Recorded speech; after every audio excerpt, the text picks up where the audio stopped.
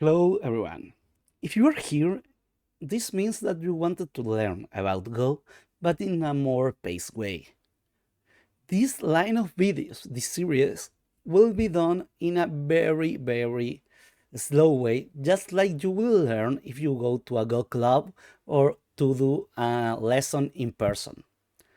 I don't want to make only one video explaining all the rules, but doing it step by step, like giving you different resources that you could use to keep learning and understanding what I'm talking about. And also doing it in a way that you go one step at a time.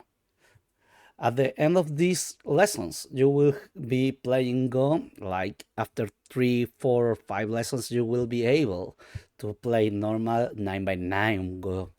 Afterwards, we will keep talking about different things that you could do in the board to keep getting better.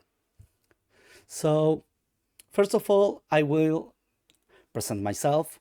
My name is Ignacio Iglesias. I'm a Go player from Chile, and I have been teaching Go for the last 10 years. Right now, I'm doing this series and this content in English, but I had already done this content in Spanish. Okay, so this is a Go board. Okay, in the Go board, we Go players say that this is a 9x9 board. It will feel very weird because it only has 8 squares per size, just like your common chessboard, but only one colored. This means that even if you have only like an 8x8, we say that's 9x9 because, how you can see now, the stone is placed not inside the square but in the intersection of the lines. So for example, I could play here. That makes that if we count the lines of the board, getting a 9x9 in this size. Go is usually played at 19x19. This is a board primarily used to teach, but there is a very big community that really loves to play in 9x9. So it's pretty common to see games here.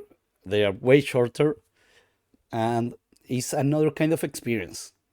But normally you play in a big board that is 19x19, but we will use this board to teach and to learn.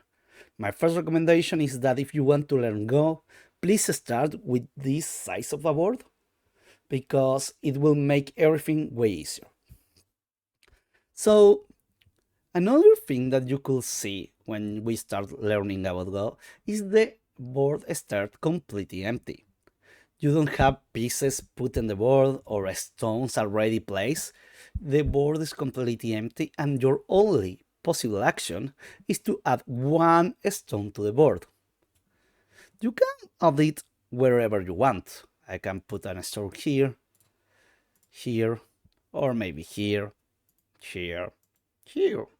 Every move is possible. So in your first turn, there are 81 possible moves.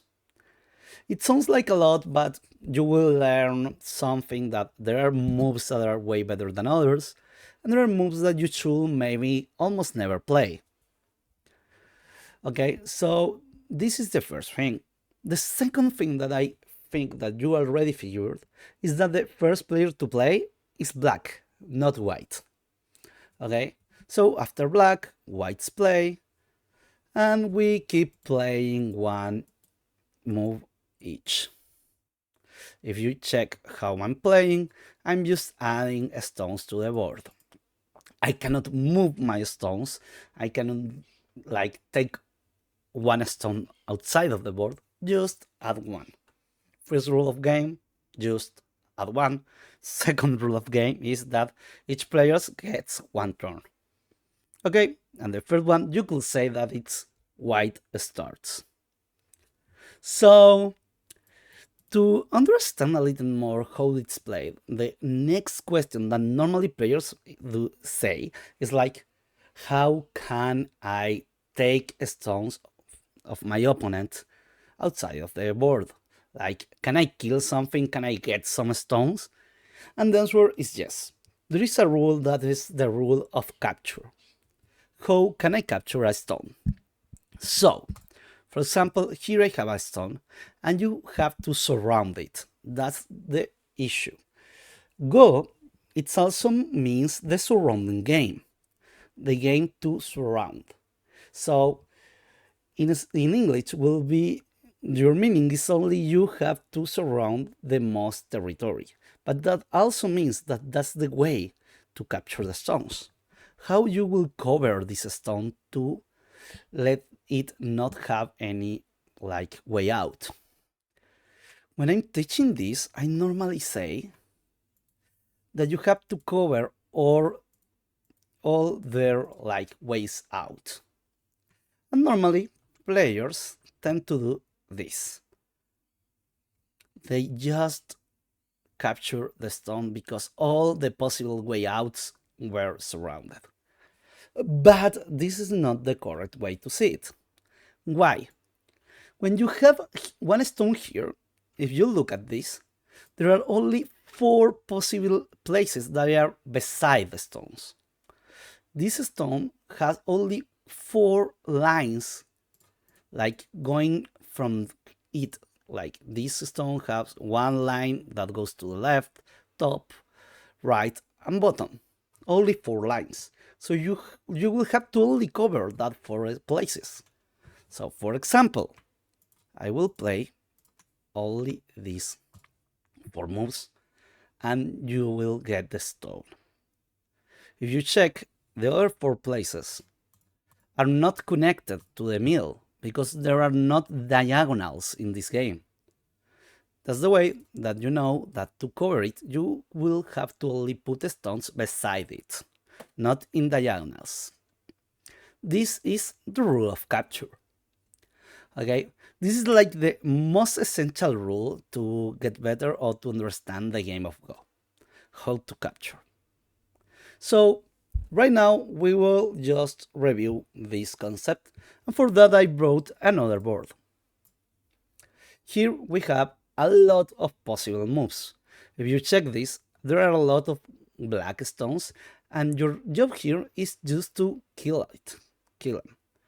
If you want, you will have this board in one of the links in the description, but you could also check this.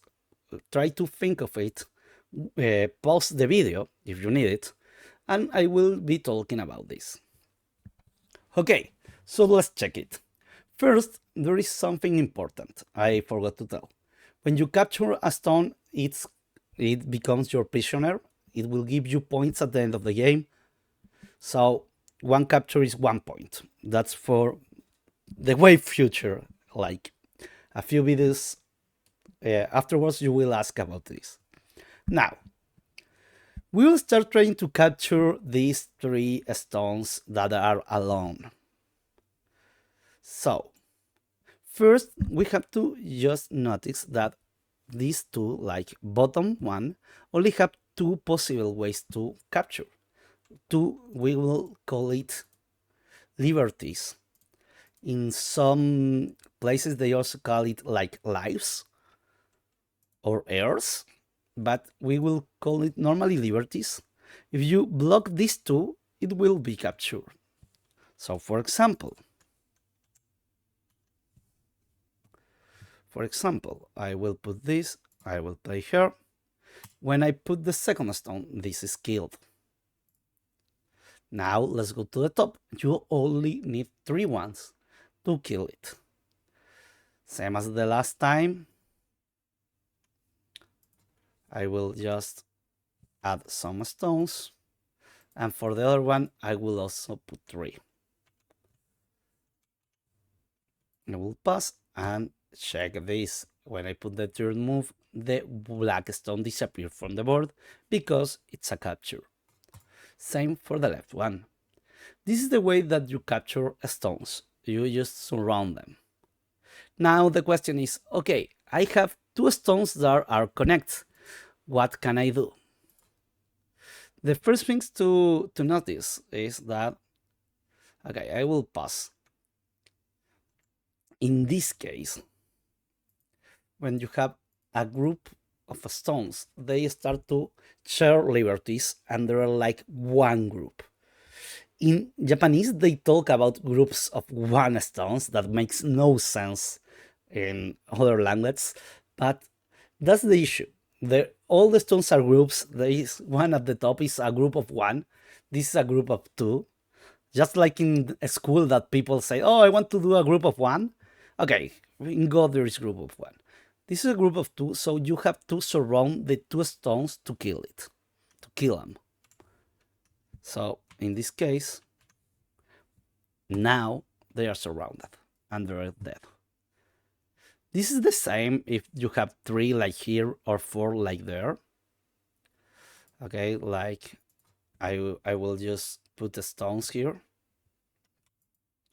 and I will leave only one in each place. Let's go to the right one. This is only bigger. You need more stones to kill it. In the two stones, it were say 6 places. This one is 10, but you will just capture it and it will disappear from the board.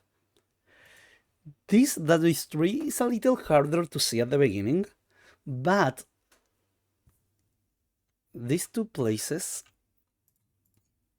are just not touching the 3 stones.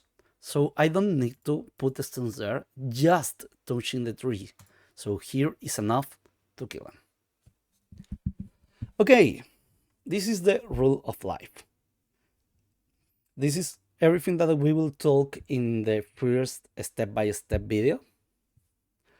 So now I want to give you a little more resources to start learning. So let's go. The first one, if you want to print a board like Go board, this link will be in the. Oh, sorry, I don't know why it disappeared. Okay, now you will have to download a Go board. You can get more of these kind of links. This is a pretty easy one. You can just like crop the stones and use it to play. Okay, there are ones that they are not like yellow, to don't use more ink, so it's another use. The second thing, if you want to try it, I will leave here a place that you do try for yourself to kill the stones. There's no issue. You can just enter this link. This is a Go server, and you can just put the stones to try to do it. At last, I think this is one of my favorite, like here. Okay, I was pretty worried because this worked 30 minutes ago. This is one very old app. So if you check the name, it says 2009. Like I started playing in 2007. It's pretty old for me. But the idea of this app is that you could do very easy problems. So find dead stones is just you could get this and track. Oh, this is correct. Nice. We will go to the next one.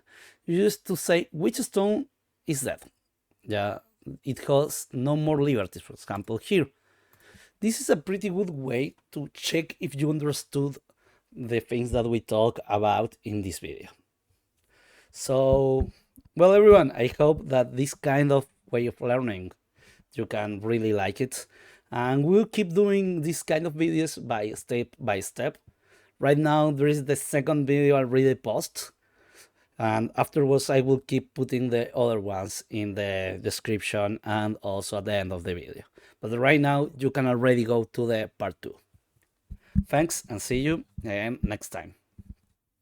Bye bye.